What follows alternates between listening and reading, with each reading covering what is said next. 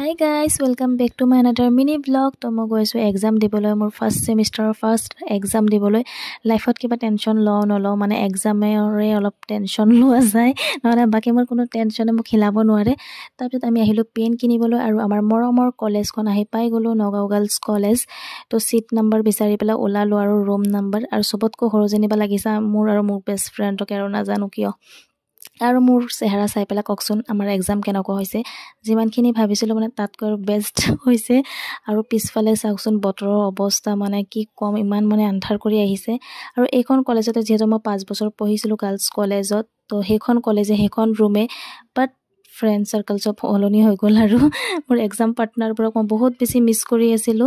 আৰু ইয়াতে প্ৰথমত মমো খাই ললো বহুত দিন ধৰি পেলা মানে গাৰ্লছ কলেজৰ সন্মুখত খোৱা নহয় যেহেতু কলেজৰ পৰা ওলাই গৈছে আৰু কলেজে মানে আমাক নেৰে সহজে তাৰ পাছত ইমানে নেৰা নেপেৰা বৰষুণ বা এটা ই ৰিস্কাও নাইকিয়া তাৰ পিছত বহুত টাইম ৰৈ থাকি পেলা পালো এটা এই কিয়া থা কেনেকুৱা বৰষুণ